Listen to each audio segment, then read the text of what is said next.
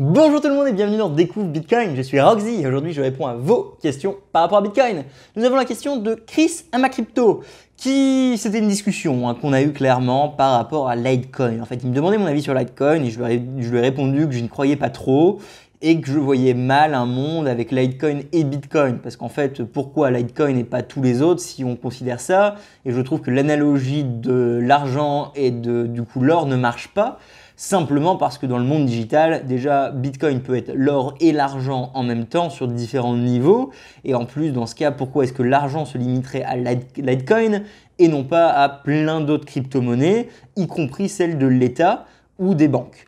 Et bref, on a commencé à discuter et puis à la fin, la dernière question qu'il m'a posée, qui est celle qui m'intéresse aujourd'hui, c'est la suivante. Quand on a raté l'occasion d'être une whale, donc une baleine c'est grosso modo ceux qui ont énormément de Bitcoin, donc ceux qui étaient là au début de Bitcoin, qui ont investi quand c'était pas cher, ou ceux qui ont beaucoup d'argent et donc qui achètent beaucoup de Bitcoin. Quand on a raté l'occasion d'être une whale Bitcoin, on peut se rattraper sur Litecoin? Point d'interrogation. Merci beaucoup à toi, Chris Amacrypto, pour ta question. Je vais la dévier un petit peu, je ne vais pas parler que de Litecoin, mais même de toutes les autres crypto-monnaies. L'idée c'est si jamais vous avez loupé le coche Bitcoin, si jamais Bitcoin aujourd'hui est à 50 000 et que c'est impossible pour vous d'avoir un Bitcoin complet, ce qui est complètement logique vu que la majorité des gens n'auront pas un Bitcoin complet, est-ce qu'il faut se rattraper ailleurs? Franchement, je vais vous dire non. Je vais vous dire non, ce n'est pas un conseil financier, mais pour moi, à mes yeux, absolument pas. C'est comme si vous vous dites « Ah bah j'ai loupé Apple et Microsoft, du coup je vais acheter le petit gars d'à côté ». Est-ce que ça a du sens? Ça n'a aucun sens. Le fait que vous ayez loupé Bitcoin, c'est parce que justement Bitcoin monte. C'est parce que Bitcoin, c'est celui qui a la valeur, c'est parce que c'est celui qui a un intérêt, c'est parce que c'est celui qui est décentralisé, c'est parce que c'est celui qui est rare, c'est celui où tous les fonds d'investissement, les entreprises aujourd'hui, investissent. Donc, allez commencer à vouloir chercher le prochain Bitcoin, pour moi, c'est super compliqué. Ça veut dire qu'au lieu de mettre votre argent dans quelque chose qui est sûr, il n'y a rien de sûr, mais quelque chose qui est confirmé par le marché comme étant le gagnant, quelque chose où on sait qu'on a moins de risques d'investir dessus plutôt qu'ailleurs, vous décidez de ne pas aller sur le gagnant et essayer de trouver le prochain gagnant. Sauf que, c'est qui le prochain gagnant? Il y a 5000 autres crypto-monnaies, 10 000 autres crypto-monnaies. Vous allez devoir passer des heures et des heures à chercher laquelle, faire des tests. Aucune n'a autant de garantie que Bitcoin, aucune n'a autant d'historique que Bitcoin, aucune n'a autant d'entités centralisées de Bitcoin, aucune n'a autant finalement de logique que Bitcoin. Du coup, vous allez devoir commencer à mettre votre argent un petit peu partout ou alors dans une seule autre en espérant devenir une baleine. Il faut également comprendre que votre notion de baleine et de pourquoi utiliser XRP, ADA ou autre chose, c'est parce que le prix par rapport à un coin n'est pas haut. Forcément, quand on vous dit Bitcoin est 50 000, ça donne pas envie d'acheter un Bitcoin, clairement, je comprends. Donc il faut déjà le penser en Satoshi. Mais outre ça, quand vous voyez du coup que le Litecoin c'est 80 ou que Ethereum c'était à l'époque 200 ou que ADA voilà, c'est 1 euro, ouais, c'est beaucoup plus plaisant. Vous allez vous dire, ah super, maintenant je peux avoir 100 ADA, 1000 ADA. Très bien, mais ça n'a rien à voir. Vous avez complètement changé de stratégie. Ça veut dire que vous n'êtes plus du tout en train d'investir dans de l'or digital qui est Bitcoin, dans la technologie Bitcoin. Vous n'êtes plus du tout en train d'investir dans un actif qui a vocation à essayer de combattre l'inflation des banques centrales, un actif qui a vocation à être la monnaie native d'Internet. Vous êtes en train de faire un pari sur une crypto-monnaie très jeune qui n'a encore fait aucune preuve ou très peu.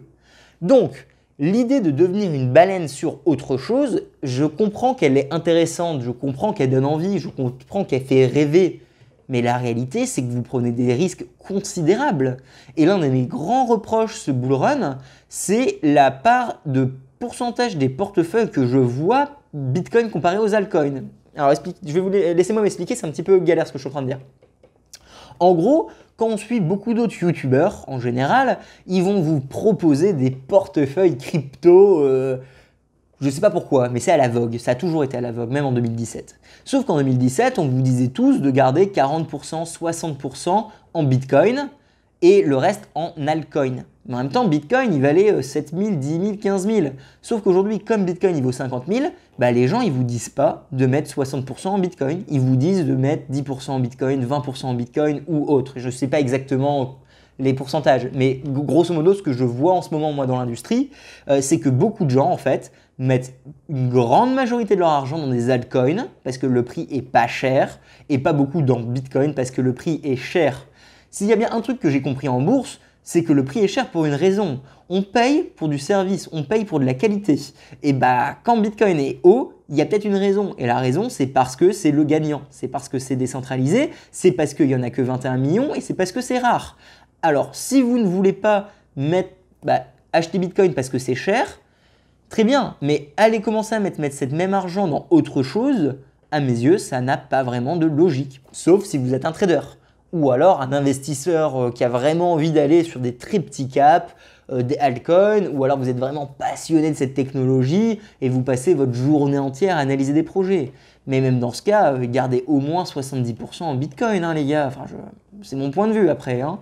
Donc voilà. Chris, Litecoin, je t'ai déjà répondu personnellement, je ne vois pas pourquoi est-ce que Litecoin pourrait combattre face à Bitcoin et continuer à prendre de la valeur dans les 10, 20, 30 prochaines années. À mes yeux, ça n'a aucun sens. Une autre crypto-monnaie, faites vos propres recherches. J'ai déjà expliqué mon point de vue sur cette chaîne sur pourquoi j'étais que Bitcoin. Hein. Maintenant, l'idée de vouloir devenir une baleine sur autre chose, pour moi, c'est un pari.